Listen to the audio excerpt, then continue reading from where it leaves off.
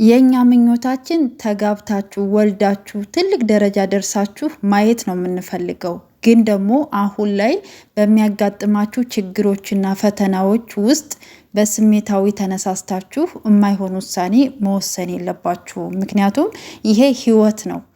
አንድ ሰው ብቻ በስሜታዊ ተነሳስቶ የሚወስነው ውሳኔ አይደለም። የሁለታችሁ መግባባት፣ የሁለታችሁ መደማመጥ፣ በደስታ በፍቅር የሚወሰን ውሳኔ ነው። ይሄ ህይወት ስለሆነ ሁለታችሁ አምናችሁበት በዙሪያችሁ ያሉትን ህይወታችሁን የሚያሻክሩ ችግሮችን ፈታችሁ አጽድታችሁ ከዛ በኋላ በፍቅር ተነጋግራችሁ የምትወስኑት ውሳኔ ነው መሆን ያለበት ማለት ነው እንጂ ችግሮችን ለመሸፈን ብላችሁ በስሜታዊ ነገር ተነሳስታችሁ የማይሆን ውሳኔ አትወስኑ። ምክንያቱም የቶሎ ቶሎ ቤት ግድግዳው ሰንበሌጥ፣ የቸኮለች አፍስ አለቀመች እንደሚባለው ተጋብተው ነበር እንደዚህ ሆነው ነበር እንደዚህ ሆኑ እንዳትባሉ ስለማንፈልግ እኔ አልፈልግም። ምክንያቱም ሀይሚዬና ብሩኬ ለብዙዎች ተምሳሌት የሚሆኑ ጨዋ ወልዶ ጨዋ ያሳደጋቸው በጣም ስነ ስርዓት ያላቸው በጣም ስነ ምግባር ያላቸው ልጆች ናቸው።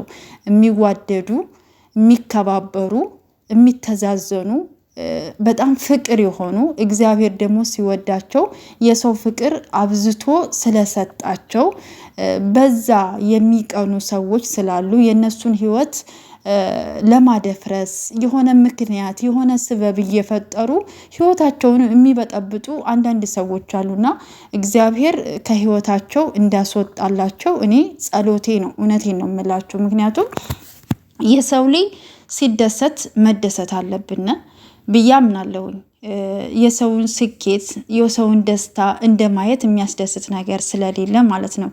ዛሬ እውነቱን ስነግራችሁ ሁለታቸውን በጣም ነው ያሳዘኑኝ።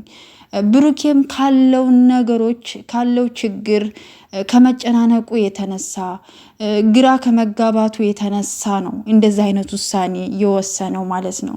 ሀይሚዬ ደግሞ እንደ ሴት ስታስቡት ደግሞ እንደዚህ አይነት ጥያቄ በድንገት በእንደዚህ አይነት ውስብስብ ችግር ውስጥ ሆነው እንደዚህ አይነት ውሳኔ ሲነግራት ደግሞ ለእሷ በጣም ከባድ ነው የሚሆንባት እና እግዚአብሔር ፈተናዎችን ሲሰጥ ሊያበረታችሁ፣ ሊያጠነክራችሁ፣ ሊያስተምራችሁ ሲፈልግ ነው። ግን ደግሞ እግዚአብሔር በፈተናዎቹ ውስጥም አለ ያሳልፋችኋል። ይህም ቀን አልፎ ነገ ታሪክ ይሆንና እንደዚህ ነበር ብላችሁ ቁጭ ብላችሁ ከልጆቻችሁ ጋር የምታወሩት ጊዜ ይሆናል ብዬ አስባለሁ እና እግዚአብሔር ይሄ ጭንቀታችሁን ይሄን ፈተናችሁን በደስታ ይቀይርላችሁ።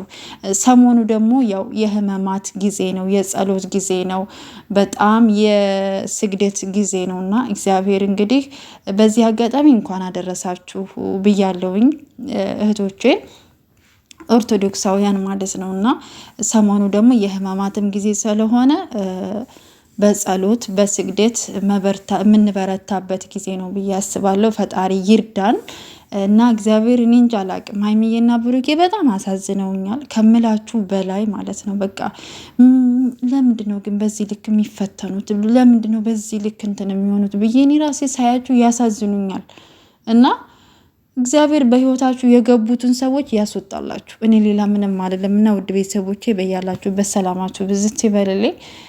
ብሩኬም አሁን ላይ የወሰንከው ውሳኔ በአንተ መንገድ ትክክል ልትሆን ትችላለህ። እኛም ደስ የሚለን ነገር ነው፣ ብትጋቡልን በጣም ደስ ይለናል። ግን ደግሞ በዚህ አይነት መንገድ አይደለም።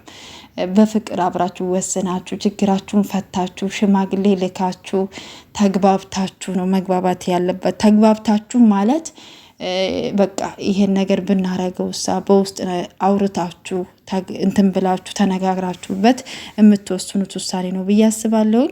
እግዚአብሔር እንግዲህ ከክፉ ነገር ሁሉ ይጠብቃችሁ፣ ሰላማችሁን ያብዛላችሁ፣ ጭንቀታችሁን፣ ሀዘናችሁን፣ ይሄ ፈተናችሁን ሁሉ በፍቅር ይቀይርላችሁ። እኔ ሌላ ምንም አይደለም። ለአንዳንድ ሰዎች ደግሞ ልቦና ይስጣችሁ ፈጣሪ። ሌላ ምንም የምለው ነገር የለኝም። መልካም ጊዜ ይሁንላችሁ ቤተሰቦቼ።